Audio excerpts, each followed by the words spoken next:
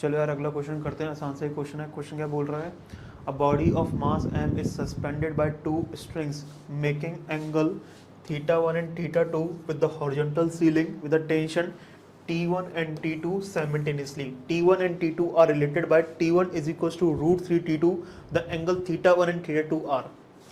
तो तुम देखो ये अपने पास सीलिंग है, ये एक बॉडी है जिसका मास मैं m बोल रहा हूँ, with the help of the two string ये सस्पेंडेड है। जो तुम्हारी ये स्ट्रिंग है वो हॉरिजॉन्टल सीलिंग से θ1 बना रहा है, ये वाला तुम्हारा θ2 बना रहा है। इसमें टेंशन में T1 मान रहा हूँ, इसमें टेंशन में T2 मान रहा हूँ। मुझे पता है कि ये जो अपना मास है वो इक्विलिब्रियम पर है, तो इस पर नेट फोर्स 0 होना चाहिए। तो इसका वेट तो हो जाएगा mg।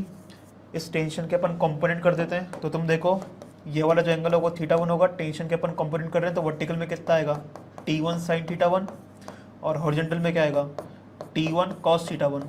सिमिलर वे में इस T2 के भी कंपोनेंट कर देते हैं अपन, तो ये वाला एंगल θ2 होगा, तो ये वाला कितना आएगा, ये वाला आएगा अपने पास T2 cos θ2 और वर्टिकल में क्या आ जाएगा T2 sin θ2। तो मैं ऐड ऑन कर देता हूँ T2 sin θ2।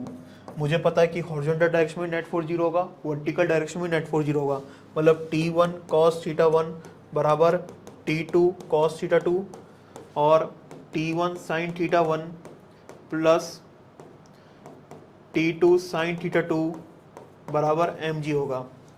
हॉरिजॉन्टल डायरेक्शन में नेट फोर्स 0, वर्टिकल डायरेक्शन में नेट फोर्स 0। अब मुझे T1 और T2 में रिलेशन भी दे रखा है, तो T1 को मैं √3 T2 भी लिख सकता हूँ, T2 से T2 कट गया है, तो ये आ रहा है अपने पास √3 cos θ1 बराबर cos θ2। सही है।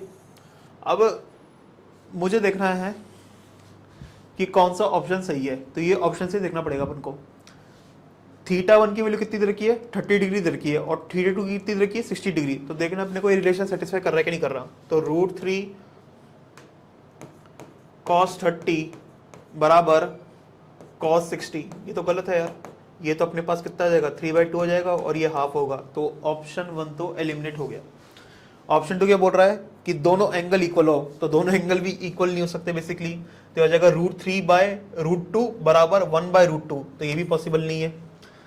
थर्ड ऑप्शन क्या बोल रहा है θ1 का वैल्यू कितना हो 60 डिग्री हो और θ2 का वैल्यू कितना हो 30 डिग्री हो, तो θ1 का वैल्यू 60 डिग्री, तो √3 इंटू हाफ, तो √3/2 आ रहा है, और cos 30 ये भी √3/2 है, तो बिल्कुल ये सेटिस्फाई कर रहा है, तो ये तो सही है।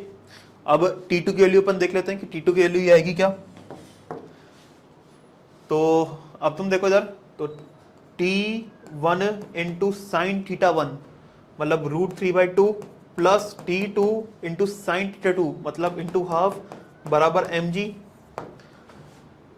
और अपन को T2 की वैल्यू निकालनी है और T1 की वैल्यू √3 T2 के बराबर है। तो अगर मैं √3 T2 पुट कर दूं T1 की जगह, तो अपने पास इक्वेशन कुछ ऐसी बन जाएगी।